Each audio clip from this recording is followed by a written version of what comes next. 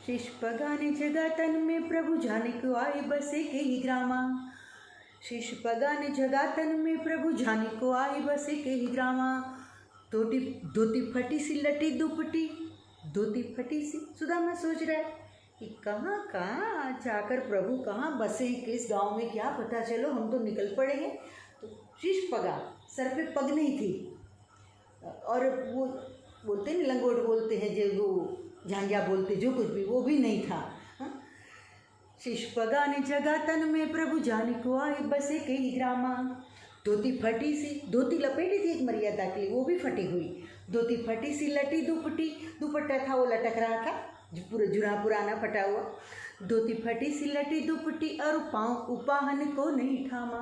उपाहन पाँव, पाँव यानी पैर, और उपाहन उपान यानी क्या बोलते, जूते, पैरों में जूते भी नहीं थे। धोती फटी सी लटी दुपट्टी और पाँव उपाहन को नहीं थामा। उपाहन करने को नहीं थामा, वो कोई ठिकाना नहीं था, पैरों में जूते भी नहीं थे। धोती फटी सी लटी दुपट्टी और पाँव उपाहन को नहीं थामा। द्वार खड़ो द्विज दुर्बल देखी रहो चकी चौ वसुधा अभिरामा। और ऐसे घूमते घूमते घूमते सुदामा जी आते हैं, और कोई पूछता है द्वारपाल कि भाई आप कौन हो, कहाँ से आए हो, यहाँ तो आपको प्रवेश नहीं मिलेगा।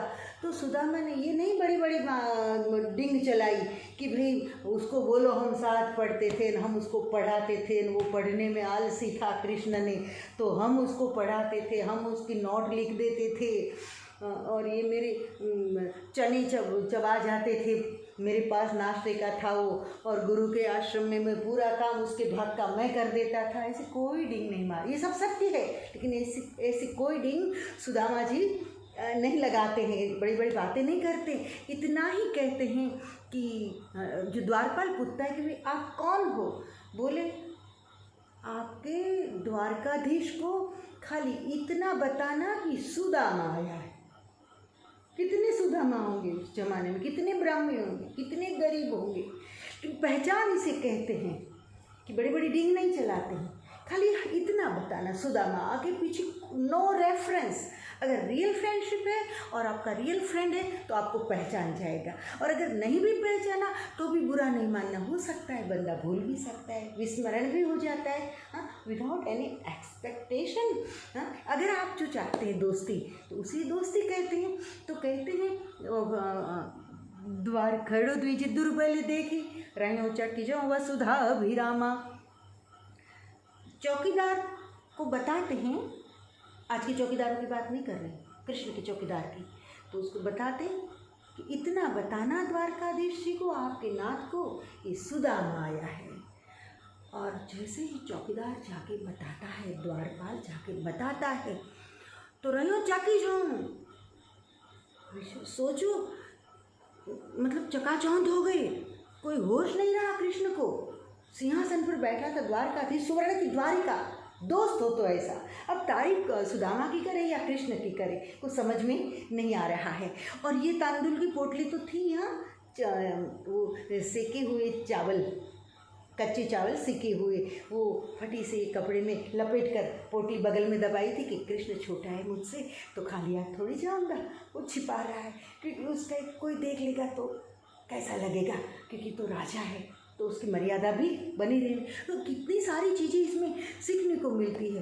तो द्वारपाल ने आकर कहा कि कोई दुर्बल है, दुर्बल पतला सा है, द्वार खड़ो द्विज दुर्बल है, द्विज है, ब्राह्मण है, दुबला पतला कोई है, और सुदामा अपना नाम बता रहा है। वो कहता है कि मेरा नाम सुदामा है।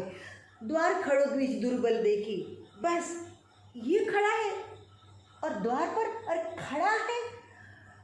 रहो चक्की सो वसुधा अभिरामा, अभिराम परमात्मा, पृथ्वी पर कृपा करने वाला, पूरी पृथ्वी की नेत्रों को जो शांति देने वाले, ऐसे कृष्ण। एक एक शब्द ऐसे है कि एक एक शब्द पर एक एक रात बोल सकती हूँ मैं। दोस्तों छोड़ो, यहाँ पांडित्य से लेना देना नहीं है, क्योंकि आप ये उत्सुक हो रहे हैं कि अब क्या होगा, अब क्या होगा, तो आप बोर हो जाओ। इससे पहले मैं बात को आगे बढ़ा रही हूँ। तो रहो चाकी जो वसुधा अभिरामा, कृष्ण तो मतलब वो क्या बोलती है उसको, बस बिल्कुल कोई होश नहीं रहा कृष्ण का। द्वार खड़ो द्विज दुर्बल देखे रहे चक चौ वसुधा अभिरामा, दीन दयाल को पूछत नाम बतावत अपनो नाम सुदामा।